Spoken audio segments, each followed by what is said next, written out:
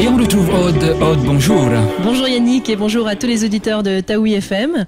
Je suis ravie de vous retrouver pour cette première émission de l'année pour À vous la parole. Nous recevons ce matin Thomas Flore. Bonjour Thomas. Bonjour. Thomas, tu es chargé de mission aux relations institutionnelles à la Direction générale de l'électricité de Tahiti. C'est bien ça. Et aujourd'hui, on va aborder un sujet qui va, à mon avis, passionner nos auditeurs, puisque ce sont tout ce qui concerne les règles de sécurité, puisque c'est vrai qu'avec les intempéries que nous avons connues depuis ces derniers mois, il y a eu pas mal de chutes d'arbres, certainement que vos clients ont ressenti des coupures du réseau, il y a eu des interventions. Et on va rentrer vraiment dans le détail de tout ce qui est mis en place par Électricité de Tahiti pour résoudre au mieux tous ces problèmes et surtout en amont, qu'est-ce qui peut être fait, quels sont les gestes qu'on peut mettre en place pour éviter justement un maximum des coupures ou des chutes d'arbres, de poteaux, voilà. Et tu nous expliqueras tout en détail ce qui est la haute tension, la basse tension. Nous en avons parlé tous les deux tout à l'heure et je pense que les auditeurs vont apprécier. Alors Thomas, on parle souvent pour les risques avec les intempéries, d'élagage d'arbres, de gestes simples à faire. Qu'est-ce que tu pourrais nous dire à ce sujet ? C'est vrai que nous avons, ça fait plusieurs années, et puis d'autant plus qu'avec le mauvais temps qu'il y a eu il y a quelques mois, comme tu l'as dit en introduction, nous avons donc recensé pas mal de pannes dues à des arbres qui ne sont à proximité de notre réseau. Qui peut être un réseau, ce que nous appelons HTA, haute tension, et un réseau également basse tension. Nous avons par exemple, pour vous dire, recensé des pannes en janvier où nous étions pas loin de 50 interventions qui a été faites dues à ce type de dépannage. D'accord. Et sur le réseau HTA, c'est-à-dire haute tension, qu'est-ce que c'est qu'un réseau haute tension? C'est tout ce qui est de la moyenne tension, c'est-à-dire un réseau qui arrive en 14004 et ça arrive à un transfo, et du transfo, il y a la basse tension qui part, qui pourra alimenter donc nos clients. Donc sur le réseau HTA, nous avons recensé quand même pas loin de 10 pannes en janvier. Ce qui est énorme, parce que si on prend sur une année normale avec beaucoup moins d'intempéries qu'on les a connues et qu'on les connaît en ce moment, est-ce que tu as fait un ratio justement entre ces accidents qu'il y a eu là et une année On peut parler d'un exemple, la panne qu'il y a eu sur la résidence Mamaya, qui est dans la commune de Papeete. Où tous ces clients, il y a au moins 93 abonnés qui étaient privés de courant pendant 14 heures. Et tout ça à cause d'un arbre qui n'a pas été élagué ou dégagé par rapport à la situation du réseau. Donc 14 heures de privation d'énergie, c'est beaucoup. C'est énorme. C'est énorme. Et au niveau de coût de cette intervention, l'EDT a engagé des frais qui est pas loin d'1 million. Est-ce que justement dans ce cadre-là, quand il y a un arbre qui n'a pas été élagué et que ça cause quand même la coupure de presque une centaine de personnes pendant 14 heures, donc on s'imagine ce que ça a pu entraîner comme souci, c'est-à-dire les denrées alimentaires dans les frigos, les congélateurs, bon tout ça c'est perdu, les gens à mon avis ont pu... est-ce que vous vous retournez vers quelqu'un? Est-ce que EDT prend à sa charge Alors, jusqu'à l'heure actuelle, on n'est pas arrivé jusqu'à ce stade. Mon intervention de ce matin, c'est de sensibiliser tous ceux qui sont à l'écoute, tous nos clients qui voient chez eux qu'il y a un arbre qui pose problème, il faut réagir. C'est mon intervention de ce matin, c'est pour sensibiliser tous les acteurs possibles de façon à ce que ça ne gêne pas, ça ne pose pas de problème, parce qu'ils peuvent très bien, ces clients, parce que le DT peut très bien, on n'est pas l'auteur de cette panne. L'EDT peut très bien dire que c'est Monsieur X qui en est l'auteur. Il peut être traduit devant le tribunal. L'EDT peut se retourner contre cette personne. L'EDT peut se retourner contre cette personne. Il y a un texte de loi qui existe. Il y a une pour loi ça qui a été promulguée en 1932, en début juin 1932, qui nous donne ce droit. Parce que on sensibilise tous les habitants, nos clients, la population, à être vigilants de ce côté-là. planter un arbre, c'est bien, mais il faut veiller également à ce que ça gêne pas. Voilà. Il faut... Ouais. Oui, parce que c'est vrai, parfois on ne réfléchit pas, on ne regarde pas plus haut, on ne se dit pas que l'arbre va devenir grand. Ouais. Et dans ces cas-là, donc, pour le moment, vous n'appliquez rien. Mais il se pourrait que ça arrive ? Ça se pourrait parce que là on est soucieux parce que vu le nombre d'interventions qui a été recensé, l'EDT est en réflexion de ce côté-là. Bon, la décision revient donc à la direction générale qui réfléchit et qui prendra une position. Donc c'est uniquement pour dire que derrière tout ça il y a un coût et puis il y a des clients qui posent des réclamations, qui sont mécontents, qui subissent d'électricité quoi. Alors comment ça se passe concrètement? Si alors je vais me prendre en exemple, j'ai un terrain avec un arbre, je vois que cet arbre va gêner la ligne qui passe au-dessus de mon jardin, je veux intervenir, mais j'ai peut-être peur qu'il y ait du courant dans la ligne, donc alors, est-ce qu'on peut appeler l'EDT? Par exemple, oui, il n'y a pas de problème, on peut appeler à l'EDT au 543-210 ou au 86 77 86 qui se chargera à ce moment-là de collecter les informations et de renseigner également l'appelant. Donc, si j'ai un arbre dans ma propriété et que je dois élaguer ou abattre carrément cet arbre parce que pour éviter de répéter cette opération tous les 5 ans, par exemple, ils peuvent à ce moment-là se mettre en rapport avec l'EDT pour qu'un agent de l'EDT vienne vérifier. Et on peut faire une opération en 2 temps, c'est-à-dire une première opération, c'est de mettre hors service ce réseau, de façon à ce que la personne puisse engager une personne pour élaguer ou pour abattre cet arbre-là. Et une fois que l'opération est terminée, on le rebranche. D'accord. Donc ça serait en toute sécurité, justement. En toute sécurité. Comme ça, il peut travailler sans danger. Une entreprise ou lui-même puisse intervenir sur l'arbre en question. Parce qu'on le rappelle, c'est vraiment le souci, c'est les arbres. C'est ça qui cause le plus de dommages. Ça peut être un arbre, ça peut être un cocotier, les palmiers qui frottent un peu sur les câbles, qui produisent ce type de panne-là. Ouais, je pense que c'est vraiment important ça de le rappeler à nos auditeurs. Tout à fait. Ce que tu nous dis, c'est qu'il y a vraiment une loi qui dit que chacun est responsable de son arbre dans sa propriété. Tout à fait, c'est on va dire, c'est un rappel. C'est un rappel d'une loi qui a été promulguée en 1932, qui n'a pas été, on va dire, appliquée à la lettre, mais on aimerait sensibiliser la population et nos clients de façon à ce que cette situation, je dirais, ne puisse pas arriver, quoi. Alors, je voyais aussi, puisque ce qui est bien avec vous, c'est que non seulement vous mettez en ligne sur votre site internet, qui est très bien fait, vous faites également des flyers que vous mettez à la distribution, enfin à la disposition de vos clients. Je voyais un flyer sur la DICT. Est-ce que tu peux, s'il te plaît, m'expliquer ce que c'est ? Alors, la DICT, par exemple, c'est la déclaration d'intention de commencement de travaux. C'est quoi cette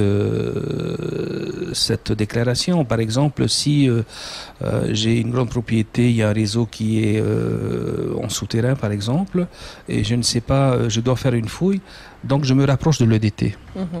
Il faudrait faire cette déclaration 7 jours avant parce qu'il y a toute une organisation à mettre en place. Des équipes qui doivent venir. Une équipe qui doit venir sur place. D'un commun accord, enfin il y a un rendez-vous qui est pris et puis on se rend sur place pour vérifier.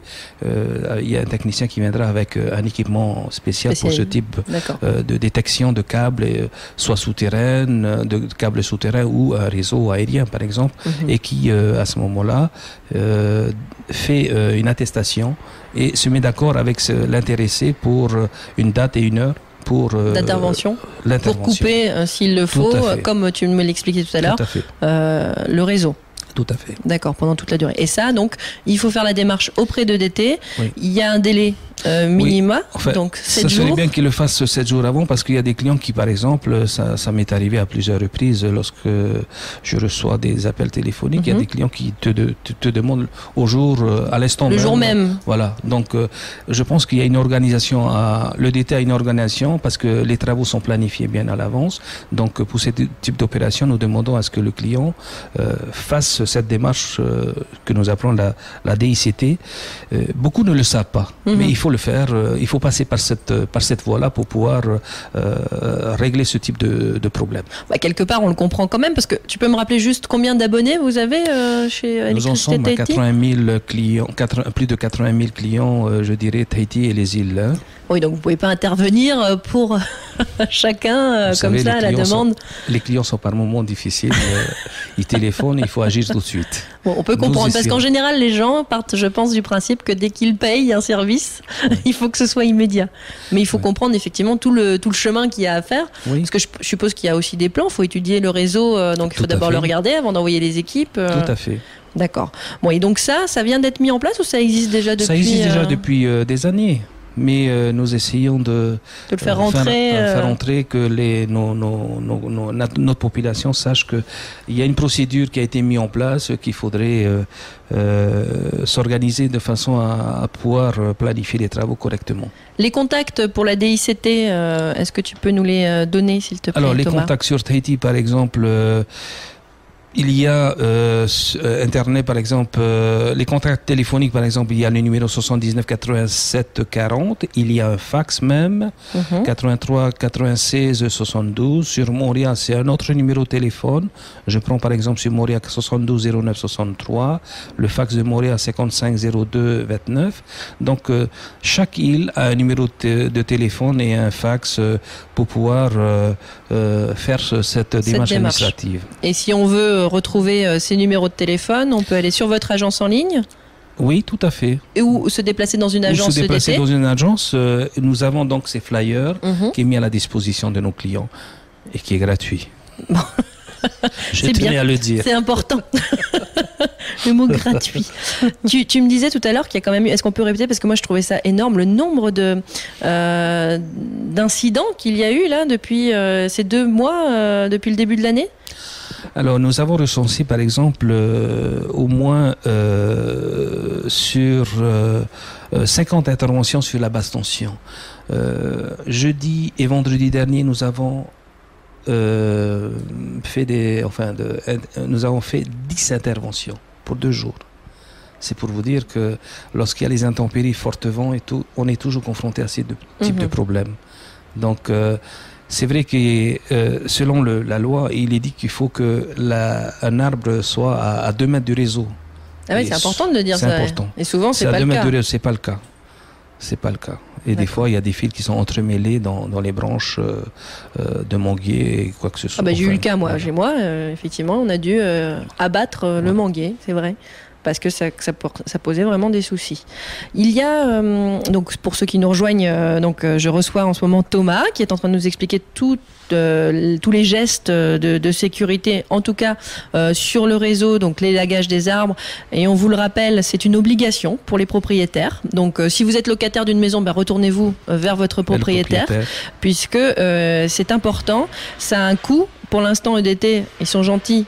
Ils le font sans demander quoi que ce soit, mais à mon avis, si on est en train d'en parler autant aujourd'hui, c'est que ça risque peut-être de changer.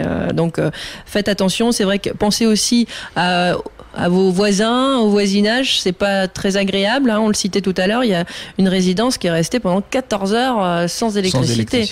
C'est juste énorme. Il y a un autre fascicule, alors que moi je trouve très important, parce que ça, je pense qu'il faut vraiment sensibiliser encore et encore les gens sur les risques des dangers de l'électricité, notamment avec nos enfants, puisqu'en fait on se rend compte que la maison, que l'on croit être un lieu normalement où on est en sécurité, se révèle être le lieu de tous les dangers si on ne fait pas attention. Donc vous avez sorti un fascicule pour ça. Il y a un fascicule que nous avons sorti, c'est-à-dire prévenant les dangers de l'électricité, qui est imagé, qui est très bien. Oui, qui peut être donné pour les enfants pour leur faire comprendre. Ito, Hina et Hiti, c'est un guide de prévention des risques électriques. Par exemple, dans le jardin, en période de vacances, par exemple, et ça, plusieurs fois, le DT a fait une campagne de sensibilisation également en période avant les vacances, pour dire que il y a nos enfants qui sont avec leur cerf-volant, qui essayent de jouer sur la route ou à proximité d'un réseau, et qui par moment causent des coupures d'électricité à cause des cerfs-volants. Et on sait d'ailleurs, en plus, nous, AFA, ici, on est encore plus concernés, puisque l'année dernière, il y a un jeune qui a essayé de récupérer donc ce cerf-volant qui a trouvé la mort. Ben oui. Donc, en essayant de récupérer avec une perche métallique. Et il a touché sur le réseau. Et, donc surtout, on le rappelle, n'essayez pas d'aller récupérer. Il ne faut pas essayer, parce que voilà. À chaque lieu, il y a un danger. Par exemple, là où il y a un réseau électrique, il faut toujours faire attention. Dans le jardin, par exemple, il y a des équipements électriques qui sont en limite de propriété. Lorsqu'on voit, par exemple, qu'il est cassé et qu'il y a des fils, n'essayez pas de vous approcher ou de toucher, parce que vous risquez d'être électrocuté. Donc, il suffit de prévenir le DT. Le DT prend note du lieu et de l'adresse pour pouvoir envoyer une équipe pour vérifier et dépanner s'il y a urgence, et puis programmer à ce moment-là une rénovation de ce coffret-là et tout, si vraiment le danger est imminent. Alors en général, sur ce type d'intervention, combien de temps ça prend? Si on appelle donc le 54321 0? Alors, il y a des ordres de propriété d'intervention également. Il y a des personnes qui téléphonent par exemple au 54321 et qui pensent que le DT doit intervenir tout de suite, parce que s'il y a un quartier de 100 clients par exemple, le DT priorise à ce moment-là, parce qu'il y a 100 clients qu'il faut réalimenter. Donc celui qui a un autre lieu par exemple qui est en panne d'électricité va devoir attendre un peu, parce qu'il y a une priorité. D'accord. Donc, il faut que nos clients sachent que le DT a une organisation et vous priorisez en fait. On priorise un peu les interventions. Voilà. Ben, c'est normal, ça paraît logique. Je peux le comprendre. Et donc dans la maison, il faut faire attention à toutes les pièces. Est-ce que tu peux nous parler? Donc là, on était dans le jardin. Par exemple, à la cuisine, par exemple, éviter de toucher un fil électrique dénudé alors qu'il est encore branché sur une prise électrique. On peut s'électrocuter. Oui. Donc, et également, ça peut être dans la chambre, lorsqu'on a un appareil la télé ou de jeu, par exemple. Il faut toujours faire attention. Jamais jouer avec les fils. Voilà, jamais jouer avec les fils électriques, et surtout au niveau des prises qui sont pas sécurisées également. Ça, il faut vraiment faire penser aux parents. Donc, je pense que l'électricité, c'est quelque chose de bien. Mais derrière tout ça, il y a un danger. C'est pour ça que nous sensibilisons également nos clients de façon à prendre un électricien qui est un professionnel en quelque sorte. Parce que bien souvent, nous bricolons, nous essayons de mettre des multiprises qui ne sont pas sécurisées. Et qui sont cause d'incendie la plupart du temps. Cause d'incendie également. Il y a beaucoup on va dire, de délaissement de vigilance de la part de nos clients de ce côté-là. Donc c'est important, voilà, pour les enfants, pour toute la maison, parce que c'est vrai qu'on a vu des départs de feu, et je crois que d'ailleurs on avait reçu Rémi Grouzel l'année dernière, je l'avais reçu, on en a parlé, et on se rendait compte que finalement les incendies de maison étaient le plus souvent déclenchés par un problème électrique d'installation, parce que les gens avaient voulu bidouiller eux-mêmes leur réseau. Et puis il y a un suivi quand même au niveau des boîtiers, par exemple. Il y a toujours on va dire un resserrage au niveau des raccords, par exemple, parce que dans le temps ça peut, et souvent lorsqu'il y a un mauvais serrage, ça peut générer donc ce type de... Oui, parce que ce qu'il nous expliquait à l'époque, c'est qu'il y avait toujours de la sécurité qui était mise en place, c'est-à-dire que le compteur disjoncte. Exprès justement quand il y a un appareil qui est en mauvais état ou qui a une malfaçon, et que quelque part le courant ne peut pas circuler correctement dans la maison. Mais chez certains qui n'ont pas fait cette démarche de mettre un réseau correct, il n'y a pas le compteur vraiment qui va disjoncter, donc là un risque encore plus important au niveau de la sécurité. Tout à fait. Donc ce petit fascicule, c'est pareil, on peut le retrouver dans toutes les agences EDT. On le retrouve en ligne, puisque moi je me le suis imprimé ce matin sur le www.edt.pf. Voilà. Et puis de toute façon, on rappelle que le numéro d'intervention, si les gens ont des soucis, c'est le 54321 Voilà, c'est facile. Partez. C'est facile à mémoriser. On peut s'en souvenir facilement. Ouais. Et puis voilà, qu'ils n'hésitent pas, que ce soit des professionnels, des particuliers. Pensez à élaguer vos arbres, pensez à appeler vos propriétaires si vous êtes locataire, pensez à sécuriser votre maison, pensez à vos enfants. On va en profiter. Cette émission n'est pas terminée, mais j'ai mon ami Onotea qui va venir prendre le relais, puisqu'on pense à nos auditeurs qui parlent donc en tahitien, et on va justement te poser les mêmes questions et parler du sujet, mais en Réo-Tahiti. Voilà. Merci beaucoup Thomas pour cette intervention. Cette invitation ce matin. Moi, je rappelle aux auditeurs qui n'auraient pas pu entendre entièrement l'émission que nous allons la mettre en ligne sur notre site Facebook. Donc rejoignez et allez dire j'aime Taoui FM sur la page Facebook. Et puis je vous dis à très bientôt en ce qui me concerne. Merci beaucoup Thomas encore. Merci beaucoup.